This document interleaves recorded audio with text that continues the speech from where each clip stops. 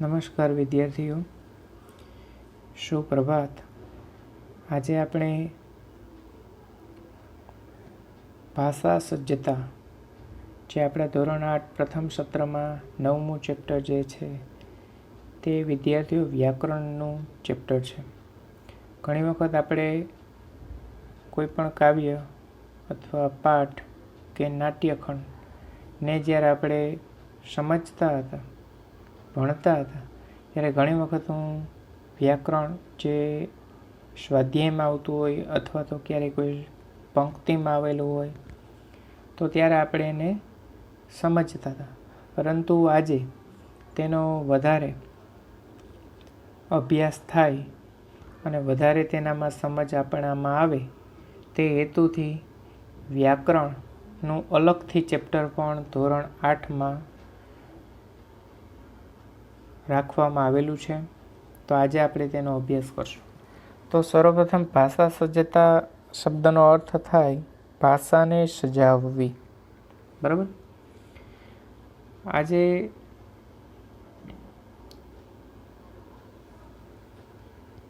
આજે કોઈ પણ વ્યક્તિ છે તે ક્યારે પ્રસંગમાં જાય તો પ્રસંગમાં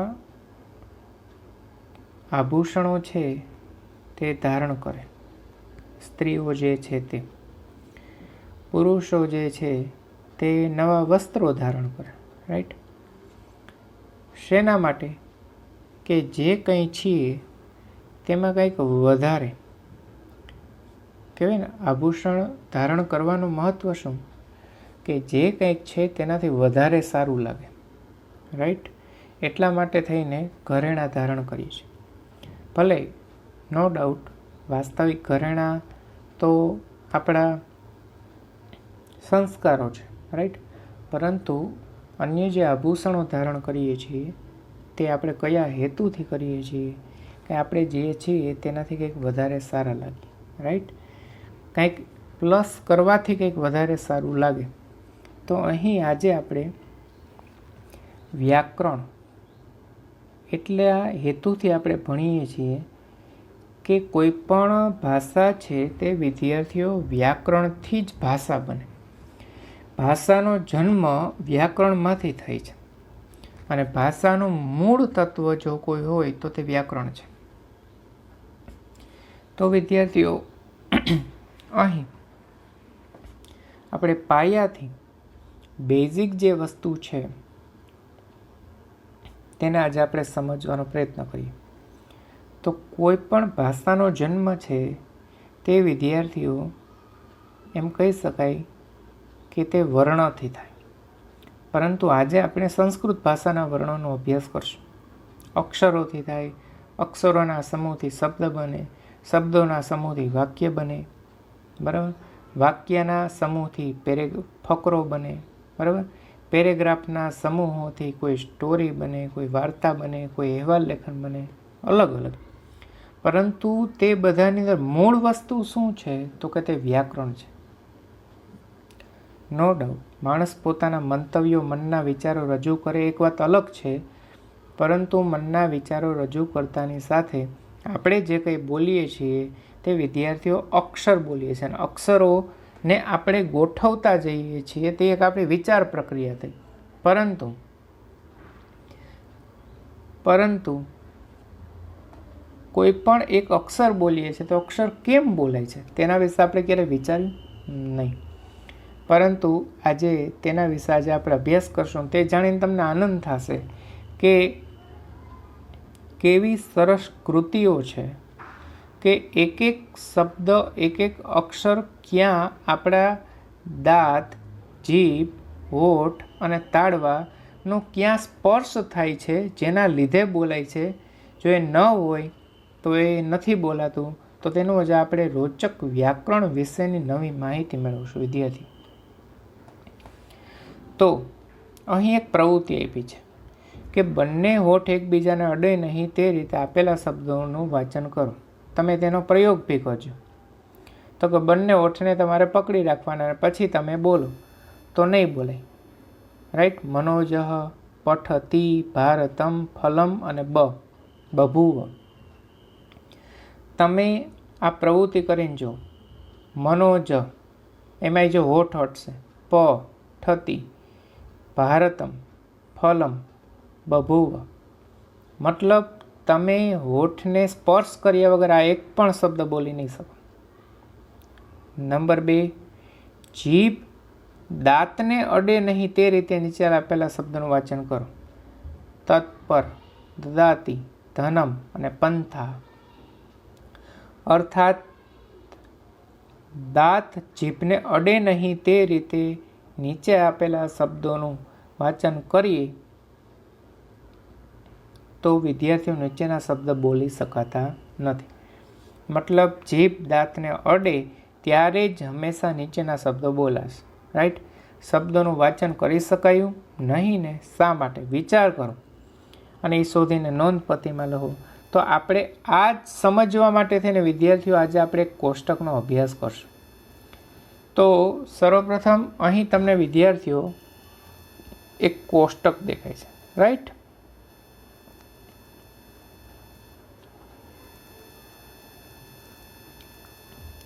જો વિદ્યાર્થી, હવે આ કોષ્ટકની અંદર ઉપર હેડિંગમાં ઘણા બધા શબ્દો લખ્યા છે. તો મનમાં પ્રશ્ન થશે કે આ બધા શબ્દો કયા છે, શું છે? તો ચાલો આપણે તેને એક સમજીએ. રાઈટ? સર્વપ્રથમ લખ્યું છે વિદ્યાર્થીઓ સ્થાન, એની બાજુમાં છે પછી ઉપર સ્વર અને પછી છે વ્યંજન. આ બંનેનો પરિચય તો તમને હશે કે સ્વર કોને કહેવાય અને વ્યંજન કોને કહેવાય. રાઈટ? પરંતુ સ્વર કોને કહેવાય એની માત્ર માહિતી તમે એટલું જ સમજતા હશો. અ, આ, ઈ, રૂ, રૂ, લૃ, ઉ. આ બધાને તમે એમ માનતા હશો કે સ્વર જ કહેવાય છે. વાસ્તવિક છે, પરંતુ સ્વરની વ્યાખ્યા શું? જો કે જેનું ઉચ્ચારણ સ્વતંત્ર રીતે થઈ શકે તેને વિદ્યાર્થીઓ સ્વર કહેવાય. શું કહેવાય? સ્વર. ફરીવાર, જે વર્ણનું ઉચ્ચારણ સ્વતંત્ર રીતે કરી શકાય તેને સ્વર કહેવામાં આવે છે. મતલબ તેને કોઈનો સહારો લેવાની જરૂર પડતી નથી. હવે એની બાજુમાં આપેલા છે વ્યંજન. વિદ્યાર્થીઓ, તો તમારી પાસે માત્ર માહિતી વ્યંજનની એ હશે કે ક થી જ્ઞ સુધી જે બોલીએ છીએ તેને આપણે વ્યંજન કહેવાય. પરંતુ વ્યંજનની વ્યાખ્યા શું? તો કે વિદ્યાર્થીઓ, વ્યંજન એટલે કે જ્યારે સ્વરની સાથે જ્યારે વર્ણનું ઉચ્ચારણ થાય ત્યારે તેને વ્યંજન કહેવાય. શું કહેવાય? સ્વર સહિત વર્ણનું ઉચ્ચારણ થાય તેને વ્યંજન કહેવાય. હવે તમે એ વ્યાખ્યા સાંભળીને કદાચ મનમાં પ્રશ્ન થાય એ કઈ રીતે, તો તેનું એક્ઝામ્પલ એક આપો. કોઈ પણ વ્યંજન લો એક. દાખલા તરીકે ઉદાહરણ પેલું જ વ્યંજનનું વર્ણ લઈએ તો તે છે ક. હવે ક તમે બોલો છો તો કની જોડે શું સ્વરમાં બીજું બોલાય? તો કે અ. ક, અ આવ્યો. તો અ એ શું થયો? તો કે સ્વર થયો. તો વિદ્યાર્થીઓ, વ્યંજનની વ્યાખ્યા અહીં સાબિત થઈ કે જે સ્વર સાથેનું ઉચ્ચારણ જે વર્ણનું થાય તેને વ્યંજન કહેવાય. બરાબર છે? હવે વિદ્યાર્થીઓ, અહીં એની નીચે પાછા બે શબ્દો આપ્યા છે, ઘોષ અને ઘોષ. ઘોષ અને અઘોષ. ઘોષ એટલે જેમાં ભારપૂર્વક અનુનાસિક, ભારપૂર્વક જ્યારે બોલવું પડે તેને ઘોષ કહેવાય. અને જ્યારે અઘોષ એટલે કે જેમાં ભાર ના આપવો પડે અને જે સહેલાઈથી જેનું ઉચ્ચારણ થઈ જાય તેને કહેવામાં આવે છે અઘોષ. રાઈટ? હવે વિદ્યાર્થીઓ, સ્વરના પાછા બે પ્રકાર પડે. કેટલા? આમ જોવા બેસો તો વિદ્યાર્થીઓ સ્વરના કુલ 3 પ્રકાર છે. કેટલા? 3. એમાં પહેલો પ્રકાર વિદ્યાર્થીઓ છે તે છે રસ્વ સ્વર. કયા કહેવાય? રસ્વ. હવે વિદ્યાર્થીઓ, રસ્વ સ્વર કોને કહેવાશે તે સમજાવું. તો કે રસ્વ સ્વરની અંદર અ, ઈ, રૂ, લૃ અને ઉ આ બધા વિદ્યાર્થીઓ ક્યાં છે સ્વર? તો કે રસ્વ. પછી આવે છે વિદ્યાર્થીઓ સ્વરનો બીજો પ્રકાર, તે છે દીર્ઘસ્વર. દીર્ઘસ્વર કોને કહેવાય? તો કે આ, ઈ, ઋ અને ઉ. આ કયા છે? ટૂંકમાં દીર્ઘસ્વર વિદ્યાર્થી, બરાબર. પરંતુ દીર્ઘસ્વર આટલા મતલબ 4 જ નથી, પરંતુ એના સિવાયના બી 4 છે હજી, અને તે છે એ, ઓ, ઔ. એટલે વિદ્યાર્થીઓ રસ્વ સ્વર કુલ થશે 5 અને દીર્ઘસ્વર કુલ થશે 8. હવે ત્રીજો પ્રકાર સ્વરનો, અને તે છે સંયુક્ત સ્વર, રાઈટ. એને બીજા શબ્દમાં એમ કહી શકાય કે સંધિ સ્વર. સંધિ સ્વર અથવા સંયુક્ત સ્વર એટલે શું? તો કે જે બે સ્વરોના જોડાણથી એક સ્વરની રચના થતી હોય તેને સંયુક્ત સ્વર કહેવાય, રાઈટ. કઈ રીતે? તો કે વિદ્યાર્થીઓ સંયુક્ત સ્વર પાછા 4 છે. કયા કયા? તો કે એ, ઓ અને ઔ.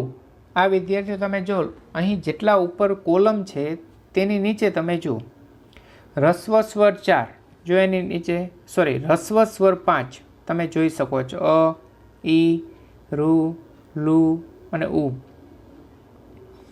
અને જો હવે દીર્ઘસ્વર કયા કયા? આ, ઈ, લુ, ઋ અને ઉ.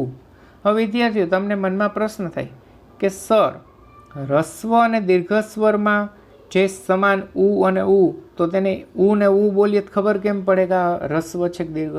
પણ જ્યારે તમે સ્વરનું વર્ણન કરો ત્યારે અલગથી એમ બોલવાનું, તો કે દીર્ઘ ઈ, દીર્ઘ ઋ, દીર્ઘ ઉ, એટલે લખવાથી ખ્યાલ આવે, રાઈટ. બાકી બધા અલગ અલગ છે. એટલે વિદ્યાર્થીઓ રિપીટ સ્વર એટલે કે જે વર્ણનું ઉચ્ચારણ સ્વતંત્ર થાય તેને સ્વર કહેવાય. અને સ્વરના કુલ 3 પ્રકાર: રસ્વ સ્વર, દીર્ઘ સ્વર અને સંયુક્ત સ્વર. સંયુક્ત સ્વર અથવા સંધિ સ્વર, રાઈટ. હવે અહીં વિદ્યાર્થીઓ આપણે સ્વરનો ટૂંકમાં અભ્યાસ કર્યો, રાઈટ. પાછા રસ્વ સ્વર કેટલા? તો કે 5. દીર્ઘ સ્વર કેટલા? તો કે 8. સંયુક્ત સ્વર કેટલા? તો કે 4. વિદ્યાર્થીઓ યાદ રાખો, દીર્ઘ સ્વરની અંદર 8 કયા કયા? તો કે આ, દીર્ઘ ઈ, દીર્ઘ ઋ, દીર્ઘ ઉ, એ, ઐ, ઓ, ઔ. આ થયા દીર્ઘ સ્વર. અને દીર્ઘ સ્વરોના છેલ્લા 4 પાછા એને સંયુક્ત સ્વર કહેવામાં આવે છે. છેલ્લા 4 કયા? તો કે એ, ઐ, ઓ, ઔ. આ છેલ્લા સંયુક્ત સ્વર છે. હવે વિદ્યાર્થીઓ આગળ વધીએ. હવે આપણે એના સ્થાન જોઈએ વિદ્યાર્થી. તો અહીં વિદ્યાર્થીઓ સ્થાન કુલ કેટલા છે? તો કે 5. પહેલું વિદ્યાર્થીઓ જુઓ, અહીં લખેલું છે કંઠ્ય. કંઠ્ય એટલે શું? તો કે જે સ્વર અથવા વ્યંજનનું ઉચ્ચારણ ગળા દ્વારા થાય તેને કંઠ્ય કહેવામાં આવે છે.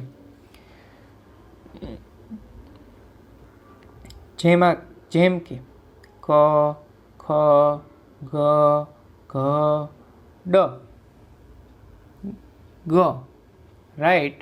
મતલબ કે આ બધા વિદ્યાર્થીઓમાં ક્યાંય તમારી જીભ, દાંત કે હોઠ ક્યાંય સ્પર્શ નહીં થાય. તમે બોલજો ક, ખ, ગ, ઘ, ય, રાઈટ.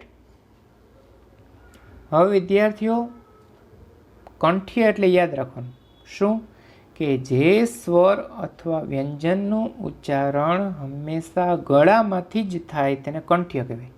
અ, આ, એ બધા શેમાં આવે? કંઠ્યમાં આવે, રાઈટ. હવે તાલવ્ય. તાલવ્ય એટલે વિદ્યાર્થીઓ જે વર્ણનું ઉચ્ચારણ તાળવામાંથી થાય તેને તાલવ્ય કહેવાય. તો કે તાલવ્યમાં કયા કયા સ્વર અને વ્યંજન આવે? તો કે ઈ, દીર્ઘ ઈ, પછી દીર્ઘ એ, પછી વ્યંજનમાં ચ, છ, જ, ઝ અને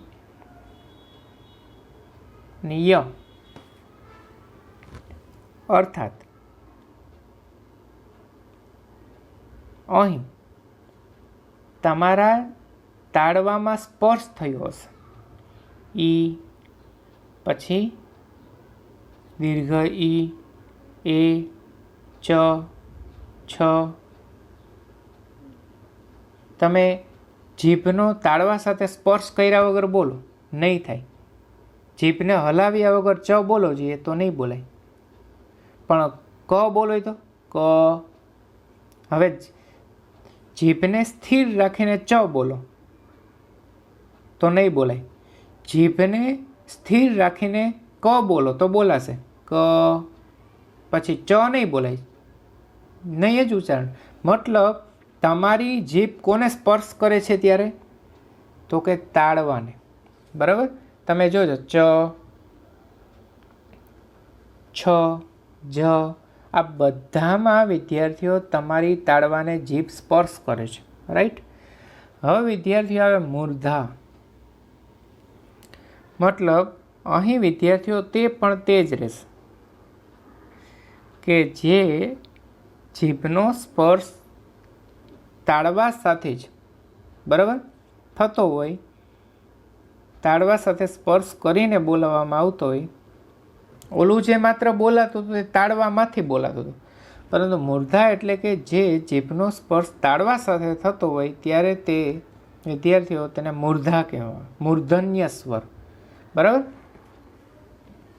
તો કે રૂ,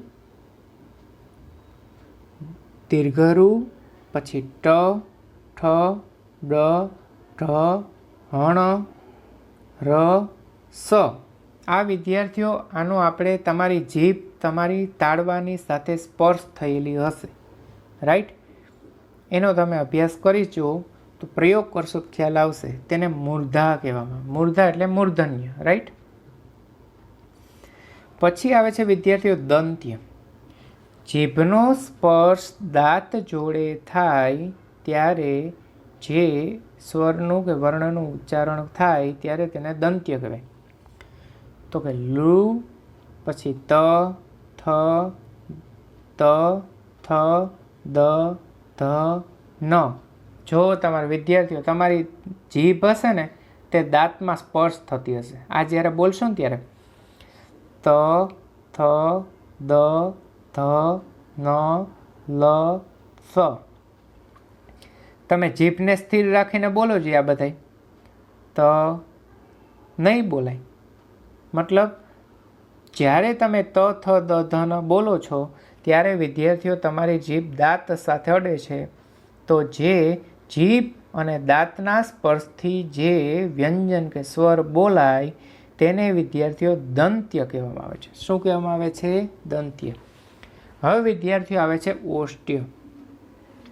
મતલબ બે હોઠોના સ્પર્શથી જે સ્વર અથવા વ્યંજનનું ઉચ્ચારણ થાય તેને વિદ્યાર્થીઓ ઓષ્ટ્ય કહેવામાં આવે છે. તો કે જો ઉ, દીર્ઘ ઉ, પછી ઓ, ઔ. વ્યંજન જો પ, ફ, બ, ભ, મ. બરાબર વિદ્યાર્થીઓ?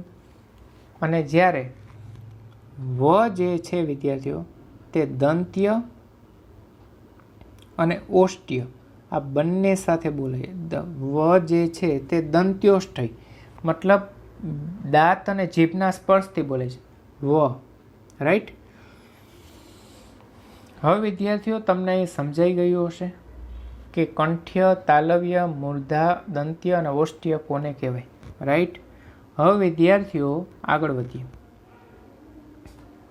આ બધાના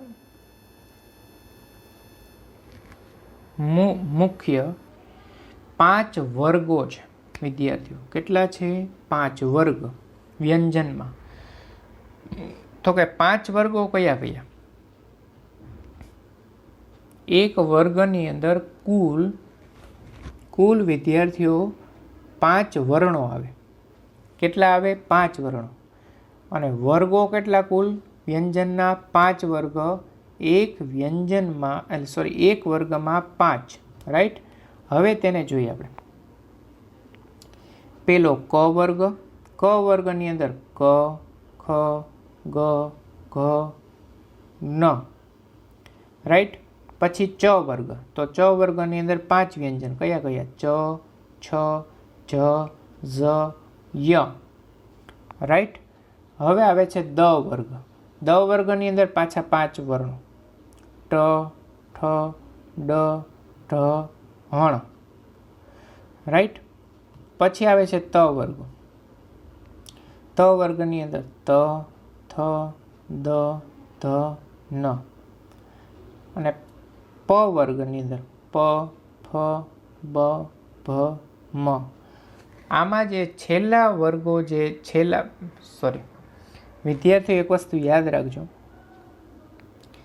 આમાં છેલ્લા હરેક વર્ગના છેલ્લા 5મા અક્ષરને કે વ્યંજનને વિદ્યાર્થીઓ તેને અનુનાસિક પણ કહેવામાં આવે છે, રાઈટ. હવે વિદ્યાર્થીઓ એ પણ યાદ રાખવાનું છે કે હરેક વર્ગના છેલ્લા 3 અક્ષરો, કેટલા? છેલ્લા 3, તેને ઘોષ વ્યંજન પણ કહેવાય છે. કેવા કહેવાય છે? ઘોષ વ્યંજન. હવે વિદ્યાર્થીઓ અહીં 5 વર્ગો પૂર્ણ થયા બાદ છેલ્લા 3 વ્યંજન જે આવે તેને અંતસ્થ કહેવાય. અંતસ્થ એટલે છેલ્લે આવેલા.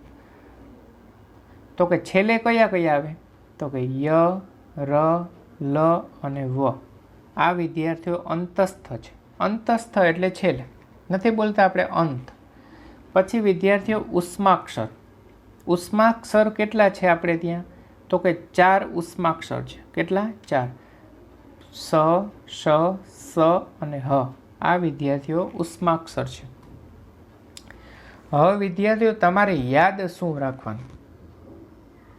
તો કે યાદ તો કે સ્વર અને વ્યંજનના સ્થાન. તો કે સ્થાન કેટલા? તો કે કુલ 5. કયા કયા? કંઠ્ય, તાલવ્ય, મૂર્ધન્ય, દંત્ય અને ઓષ્ઠ્ય. 5 સ્થાન થયા.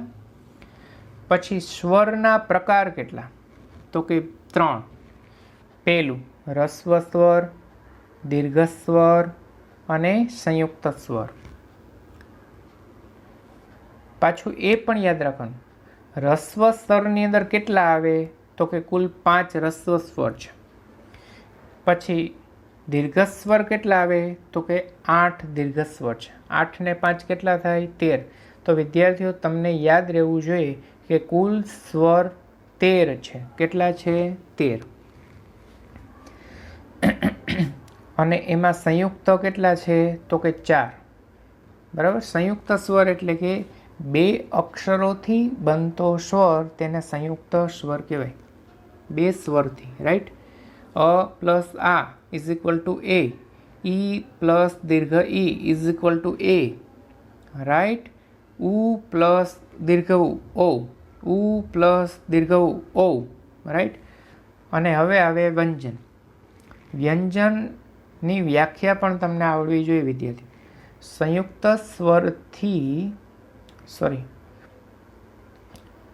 સ્વરની જોડે સ્વરથી યુક્ત જે વર્ણનું ઉચ્ચારણ થાય તેને વ્યંજન કહેવાય, રાઈટ. તો વ્યંજન કેટલા વિદ્યાર્થીઓ? કુલ 33 છે. કેટલા થાય? 33. ક થી માંડીને હ સુધીના 33 થાય. તમે ગણી શકો છો. તો કે પહેલાં તો 5 વર્ગોને ધ્યાનમાં લેવાના. 5 વર્ગો કયા કયા? ક, ચ, ટ, ત, પ. 5 વર્ગો છે. તો 5 વર્ગોની અંદર કેટલા અક્ષર? કુલ એક વર્ગમાં 5. તો એવા 5 વર્ગોમાં કેટલા? તો કે 5 વર્ગોની અંદર આવે છે 5, 5 ને 5 10, 5 તેરી 15, 5 ચોક 20, 25 25 થયા. હવે વિદ્યાર્થીઓ 25નો આંકડો રાખો. હવે 25નો આંકડો રાખ્યા બાદ પછી ગણવાના છે તમારે એના અંતસ્થ. અંતસ્થ કેટલા થાય? 4. તો 25 ને 4 29. હવે 29 થયા. અંતસ્થ કયા ગયા? ય ર લ વ. બરાબર. 25 ને 4 29. પછી આવે છે સ, શ, સ અને હ. 30, 31, 32, 33 થઈ ગયા વિદ્યાર્થીઓ. 33. બરાબર. ય ર લ અને વ એ થયા 25 ને 4 29, 29 ને 4 33. સ, સ અને હ થઈ ગયા 33. એટલે વિદ્યાર્થીઓ આ રીતે તમારે યાદ રાખવાનું છે. આપને કોઈ પૂછે ઉષ્માક્ષર કયા આવે? તો કે સ, સ અને સ, એને ઉષ્માક્ષર કહેવાય. પછી અંતસ્થ કોને કહેવાય? ય ર લ વ, આને અંતસ્થ કહેવાય. પછી વિદ્યાર્થીઓ એ ખ્યાલ હોવો જોઈએ, વર્ગ કેટલા? તો કે 5. કયા કયા? ક વર્ગ, ચ વર્ગ, દ વર્ગ, ત વર્ગ અને પ વર્ગ. રાઈટ વિદ્યાર્થીઓ? તો અહીં આજે તમને અહીં કોષ્ટકનો સમગ્ર અભ્યાસ વિદ્યાર્થીઓ થઈ ચૂક્યો છે. પછી વિદ્યાર્થીઓ અહીં તમને જે મેં ભણાવ્યું તે જ વસ્તુ અહીં તમને જોવા મળે છે. અહીં પ્રવૃત્તિ જે છે તે તમે વિદ્યાર્થીઓ અહીં કરી શકો છો. હવે બીજું વિદ્યાર્થીઓ અહીં સ્વાધ્યાય છે. બરાબર. તો વિદ્યાર્થીઓ તમે સ્વાધ્યાયની અંદર જોઈ શકો છો કે નીચે આપેલા શબ્દોને સુવાચ્ય અક્ષરે લખો. તો કે એને તમારે લખવાના છે. ભદ્રમ, નૃપઃ, ઉત્તુંગ, ભવિષ્યતિ, ચંચલઃ, શંકરઃ. પરંતુ વિદ્યાર્થીઓ પછી નીચે આપેલું છે વર્ણોના ઉચ્ચારણ સ્થાન. તો વિદ્યાર્થીઓ ઉચ્ચારણ સ્થાન ક્યાંથી ખબર પડે? ક, ખ, ગ અને ઘ. હવે તમે આ બોલીને જુઓ, ઉપર ન જોવો તો ખ્યાલ. ક કઈ રીતે બોલાય? ઉચ્ચારણ સ્થાન મતલબ તેનું સ્થાન કયું છે ઉચ્ચારણ? તો કે ગળામાંથી. તો ગળામાંથી જેને બોલાય તેને કેવું કહીએ આપણી વ્યાકરણની ભાષામાં? કંઠ્ય. પછી પ, ફ, બ, ભ, મ. એને તમે કઈ રીતે બોલી શક્યા? તો કે બે ઓઠના સ્પર્શથી. તો તેને કહેવાશે ઓષ્ઠી, એનું સ્થાન થયું. પછી ટ, ઠ, ડ, ઢ. તો આ વિદ્યાર્થીઓ શેમાંથી બોલે? તો કે તમારા તાળવામાંથી બોલે. હવે તમે આ જ વસ્તુ તમે ઉપર જોઈ શકો છો. જોઈ લો. તો કે તમે વિદ્યાર્થીઓ અહીં જોઈ શકો છો કે જે મેં તમને કીધું કે જે પ, ફ, બ, ભ, મ તે જો ઓષ્ઠ્યમાં આવ્યા. રાઈટ. પછી ક, ખ, ગ, ઘ તે ગળામાંથી આપણે જે બોલ્યા. રાઈટ. પછી આવે છે ટ, ઠ, ડ, ઢ જે મૂર્ધા મતલબ આપણે તાળવામાંથી જે બોલીએ છીએ. રાઈટ. તો વિદ્યાર્થીઓ અહીં આપણે આ જે કોષ્ટક છે તેને પૂર્ણ કરીએ છીએ અને સ્વાધ્યાય જે છે તે વિદ્યાર્થીઓ અહીં આપણે પૂર્ણ કરીએ. નેક્સ્ટ પેલી લેક્ચરમાં આપણે જોશું આગળ હવેની ભાષા સજ્જતામાં કયો ટોપિક આવે છે. રાઈટ. તો thanks for watching this video.